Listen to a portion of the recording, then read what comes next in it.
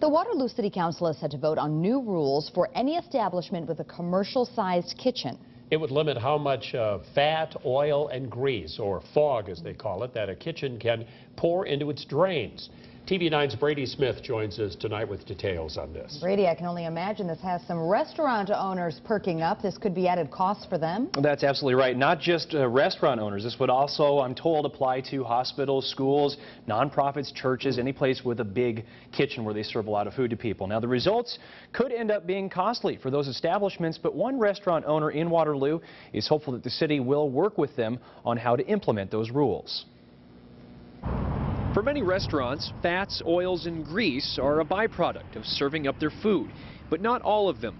Al Manning is owner of the sub-city along Kimball Avenue. We don't have any fryers. We don't have any kind of cooking equipment at all.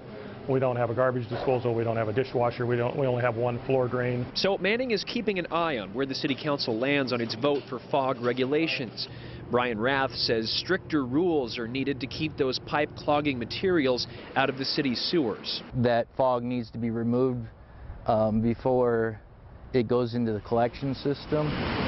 Otherwise, we have plugs, and those plugs may cause sanitary sewer overflows. The proposed ordinance would also include regular inspections of restaurants to make sure their grease traps are working. So they can make sure they are doing their maintenance, cleaning their grease traps and interceptors, and disposing of that grease. But Manning hopes the city will understand that some kitchens put out more fog than others.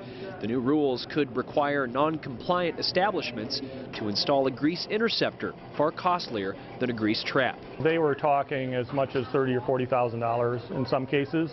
So obviously that's not the kind of investment that you want to make if you don't have to. I just hate to see like a one-size-fits-all approach applied to all food service establishments. And I think that from what they said at the council work session last week, they're trying to avoid doing that.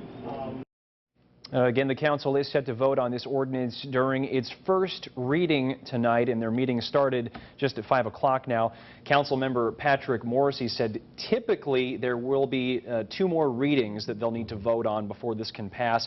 He also expressed concern that a rule requiring installation of a grease interceptor, very expensive, could be potentially devastating, especially for some of those smaller businesses. It's a lot of money they're talking about. Yeah, thanks.